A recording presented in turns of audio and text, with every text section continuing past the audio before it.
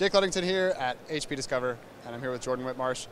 And the workplace is becoming a hotter topic in the enterprise once again, even though the enterprise has always had a workplace. Absolutely, absolutely. As a term, workplace is coming back into the dictionary of the enterprise. Over the past couple of years, we've been very much focused on enterprise mobility and how mobile enables new business models. But if we think about the dominant productivity landscape that we have in the enterprise right now around the traditional desktop form factor, the idea of bringing desktop and traditional computing methodologies together with mobile and bringing those together to make bigger than the sum of its parts effectively, and how to move that experience between mobile and between desktop. That's a term that we've come to use as workplace to represent that whole space. Okay, so what does that mean for the enterprise these days? It means that there's a huge amount of opportunity there. There's a huge amount of opportunity to leverage all of those great benefits of mobility that we've been talking about over the past couple of years. In fact, we did an interview a couple of years ago at Discover covering that very topic. So leveraging all of the great benefits that we have from mobile, but also bringing that new agility, that new innovation, that new efficiency drive into the traditional desktop space as well. Because anecdotally, we see that about 95% of enterprise productivity is still delivered through the Windows desktop. But all of the noise traditionally, or over the past couple of years, has been around mobile, so which only represents about 5% of the productivity. Now it's a different type of productivity, and we're seeing a lot more innovation and efficiencies being unlocked by mobile, but we can also bring those efficiencies and innovations into the traditional desktop world. And we can see a number of different terminologies coming to the fore. I don't think one has won out yet, whether it's digital workplace, whether it's hyper-connected workplace, whether it's next-generation workplace. I think the direction of travel, however, is to focus on the real value that we can get from new technologies, new computing paradigms, focused at the employee. And definitely the employee should be the focus, because I know that in my own personal work experience, I spend the vast majority of my time on my phone actually, and not on my desktop, okay, or laptop, as it were.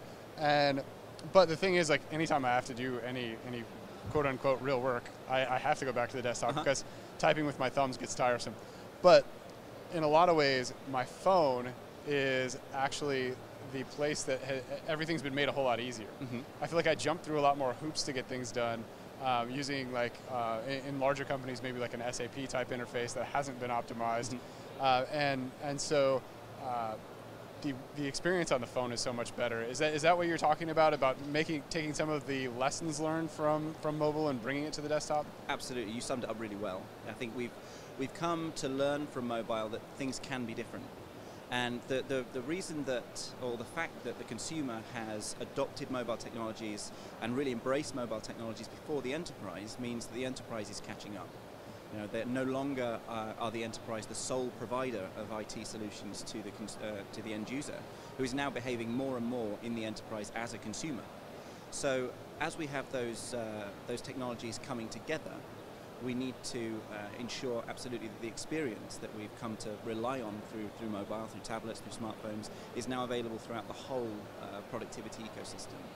And you mentioned there that of course enterprise productivity is key, or employee productivity is key, and you're right. And mobility has kind of got two facets, two angles, which one is enabling new customer experiences. How can organizations reach out to their customer base in a more engaging way? And traditionally, a lot of if you've got $1 to spend, you're going to spend it on engaging new customers, on new revenue generation.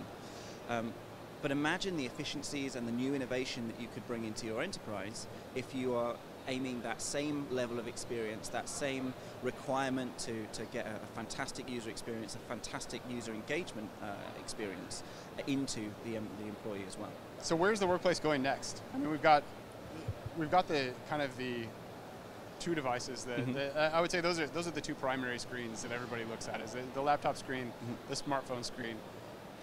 Where is that going next that's going to simplify things? Well, if I was able to predict the future of the technology market, I think I'd be a much richer man than I am now. But I think the question is valid. whether it's through hybrid devices, whether it's through the embracing of the fragmented device landscape that we have out there. I think one thing that is clear is the requirement to deliver choice to the end user, to treat them as a consumer, and work to keep them engaged with the technology solutions that you're providing as an enterprise. Because, as I said earlier, the enterprise IT department is no longer the sole supplier of IT to that individual anymore. If they don't like what you're providing, they're going to go and get it from the App Store. They're going to run to Best Buy and pick up something that they prefer. And the requirement for enterprise IT to step up is bigger than ever. They need to step up in order to maintain their relevance. So I think the big trend that we're going to see continue is choice. And if an IT department or an enterprise is not going to provide that choice, then they're going to struggle. Because engagement is one thing. When you're coming from a landscape in your consumer life where you choose the tools that you need to get the job that you want to done, you make that choice. I don't know your job any better than you do. Nobody knows my job any better than I do. So giving me the power to be able to get the applications and the tools that I need, wouldn't it be great if the IT department was curating that for me so that I didn't have to search for it? I'd much rather they be a partner that was recommending it rather than mandating it, and I think that's where the trend is going. So the trend is a IT that is an enabler rather than a disabler. Absolutely. Do you want to be, I say this to customers a lot, do you want to be an IT department that is saying yes, or do you want to be an IT department that's saying no? And I think as employees, we probably all want them to say yes a whole lot more often. Absolutely, we do. And the consumerization of IT has demonstrated that that's an unstoppable requirement now. That's an unstoppable force. The challenge, of course, this is a two-sided coin, that the IT department can't say yes to everything. They've got governance that they have to adhere to. They've got to secure it. But the risk is by making those boundaries too high, in the new IT landscape where you can source anything you want from the consumer cloud or from Best Buy, if you make those walls too high, your people are just going to go around you because they need to get their job done and they want to do it better. We'll leave it there. Everybody wants to do their job better. Absolutely. Thanks. Thanks.